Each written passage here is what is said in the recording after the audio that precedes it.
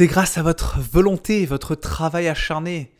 C'est grâce à tout ça que vous passerez de la pauvreté à la richesse et que vous aurez du succès dans la vie. Voilà.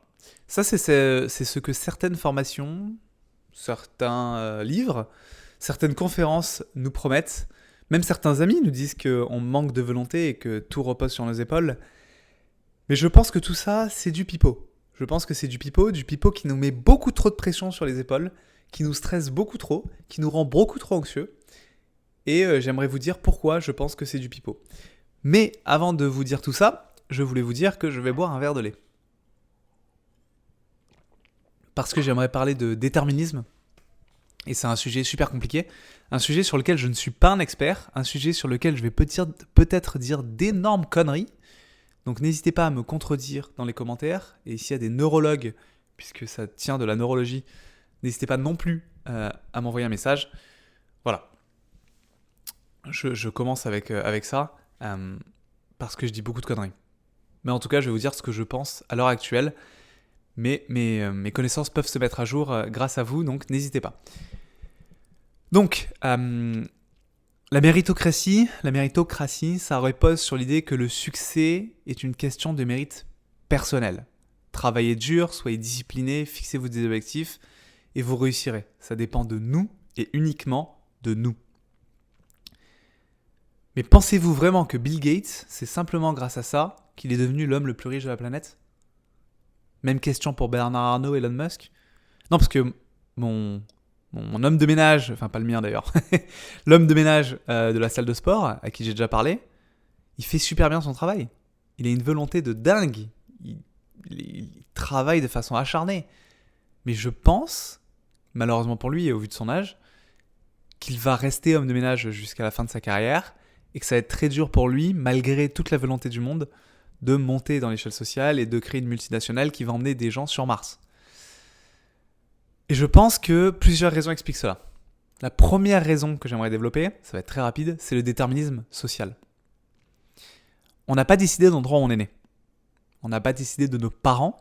On n'a pas décidé de l'école dans laquelle on allait mettre nos premiers pieds et nos premières mains. Enfin, tout notre corps d'ailleurs. Je pars en live. On n'a pas décidé non plus de le premier club de sport qu'on allait rejoindre. On n'a pas décidé des premiers sports qu'on allait faire. On n'a pas décidé de la ville dans laquelle on va grandir. On n'a pas décidé de nos amis. Et c'est toutes ces choses-là qui vont nous construire et construire la personne que l'on est aujourd'hui. Bill Gates, par exemple, il a eu une chance de malade. Le gars, il était dans la seule école, genre je crois que c'était un lycée, c'est au lycée, le seul lycée au monde où il y avait un ordinateur. Donc dès le lycée, il a eu la chance d'utiliser un ordinateur et ensuite de faire carrière dans la tech, comme vous savez qu'il a créé Microsoft, etc. Donc premièrement, le déterminisme social va impacter terriblement qui on est.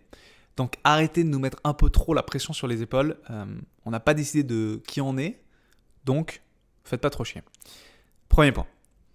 Deuxième point, et j'ai pris des notes que je vais essayer de lire, mais ça tient du libre arbitre. Une question simple. Si vous décidez de boire un café au lieu d'un thé ce matin, pensez-vous que vous êtes un choix complètement libre ? Vous avez complètement le choix et vous pouvez dire thé ou café. Moi, je pense que non. Je pense que votre préférence pour le café peut tenir de l'habitude de boire du café le matin, l'odeur qui vient de votre nez qui vous dit « ça sent bon, tiens, je vais prendre un café ». Ça peut aussi tenir compte des gens autour de vous qui boivent des cafés, de tout le marketing, de toutes les pubs que vous voyez sur le café, et inversement avec le thé si vous prenez du thé. Je pense que toutes ces choses-là vont faire que vous allez prendre la décision de boire du café ou du thé. Donc votre décision, c'est le résultat d'une chaîne complexe d'événements qui remonte bien avant votre existence. Parce que si on remonte plus loin encore, c'est un spermatozoïde, une ovule qui ont fait la personne que vous êtes aujourd'hui, qui ont fait votre génétique. Votre génétique vous pousse peut-être à prendre le café ou le thé, et ça vient de vos parents, qui eux-mêmes viennent de leurs parents, comme des dominos qui tombent, jusqu'à que vous preniez la décision de prendre le café ou le thé. Et pour illustrer cet exemple, les neurosciences ont montré que nos choix sont déterminés par des processus cérébraux, on va dire, inconscients. Par exemple, il y a des études qui ont montré c'est des études par imagerie, avec des IRM, qui ont montré que le cerveau prend des décisions quelques secondes avant que nous soyons conscients de notre décision. C'est-à-dire que les chercheurs savaient avant même que les participants sachent eux-mêmes quelles décisions les participants allaient prendre. Exemple, on dit à un participant d'une étude de dire droite ou gauche, les chercheurs savaient que les participants allaient dire droite s'ils disent droite, avant même que les participants le sachent. Parce qu'ils ont vu qu'une partie de leur cerveau, la partie qui allait dire gauche ou droite, a commencé à s'éveiller et à surchauffer avant que les participants prennent conscience de ce choix. Donc ça, c'est ouf. C'est ouf. Ça veut dire que notre corps, on sait depuis quelques années maintenant qu'il n'y a pas de dualisme, il n'y a pas un âme et un corps, il y a un corps tout simplement, avec des messages nerveux, des messages chimiques, des messages électroniques. Et ces messages-là, cette électronique-là, on ne l'a pas décidé non plus parce qu'elle dépend de notre environnement. Un environnement, on l'a vu dans le premier point, qu'on n'a pas décidé, et de notre génétique, qu'on n'a pas décidé non plus. Et c'est ces choses-là qui font qu'on va prendre les décisions qu'on va prendre. Ça s'appelle le libre arbitre. Moi, je pense vraiment qu'on n'a pas de libre arbitre, qu'on n'a pas vraiment de libre arbitre. Certaines personnes autour de moi trouvent ça déprimant, et je comprends. Je comprends qu'on puisse trouver ça déprimant, l'idée qu'on n'a aucun choix finalement dans la vie, que tout est prédéterminé, que c'est plein de dominos qui tombent depuis la naissance de l'univers. Tout est régi par des lois physiques. On fait juste partie d'un monde qui est beaucoup plus grand que le nôtre. Et on a juste à... Notre conscience, en fait qu'on a juste à... Tel un chapeau laissé tomber dans la mer, on a juste à se laisser aller et à observer comment on évolue. Ça peut être déprimant parce qu'on ne peut pas changer du jour au lendemain la personne qu'on est, même si on a envie. Mais en même temps, moi je pense que c'est quand même cool. Parce que ça veut dire qu'on n'a pas de pression à se mettre sur les épaules. On n'a pas à nous faire chier, à nous dire mais c'est à cause de toi si tu n'y arrives pas, c'est ton manque de volonté, t'es nul. Non. Ça dépend d'une chaîne causale, ça dépend de plein de choses dont j'ai aucun contrôle. J'ai pas le contrôle de mes gènes, j'ai pas le contrôle de mes parents, j'ai pas le contrôle de la ville où je suis né, j'ai même pas le contrôle des potes que j'ai rencontrés quand je les ai rencontrés.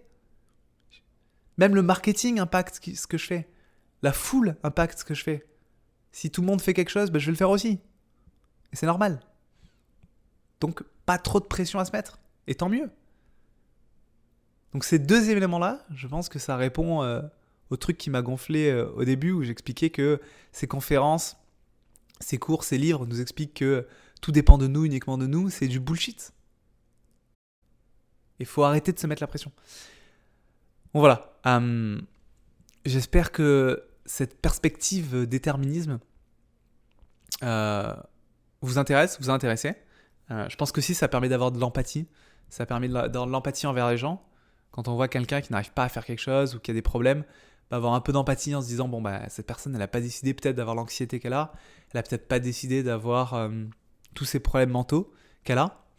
Même si on pousse encore plus loin, alors attention, alerte, je ne dis pas qu'il faut supprimer la justice, mais si un ou une criminelle commet un acte affreux, alors forcément si ça nous concerne, on va avoir des émotions, on va être énervé, mais si ça ne nous concerne pas, je pense qu'il faut aussi avoir de l'empathie envers ces personnes. Il y a un meurtrier qui avait écrit une lettre avant de mourir et qui a dit si vous me trouvez, il faut me tuer. Je n'ai aucun contrôle sur j'ai des spasmes, j'ai des envies, je n'arrive pas à les contrôler. Donc s'il vous plaît, tuez-moi. C'est fou quand même. C'est quand même fou. Et donc ça m'a permis d'avoir de l'empathie aussi envers les criminels plus globalement, ou même tout le monde en fait. Même si je pense qu'il faut avoir de la justice, je pense pas qu'il faut laisser ces gens dans la rue et ne rien faire. Mais je pense qu'il faut essayer de comprendre les chaînes causales qui mènent à toutes les personnes que nous sommes devenus. Donc voilà, j'espère que ça vous a plu. Un sujet un peu plus compliqué, et un sujet où je dis peut-être d'énormes conneries, parce que moi je suis pas neurologue. Mais j'espère que ça vous aura plu, et ciao, bye. Désolé pour la vidéo qui tourne depuis tout à l'heure. Je fais pas de cut, et je sais pas comment on floute. Mais voilà, il y a des chansons YouTube depuis tout à l'heure derrière moi. Allez, bye, tchuss.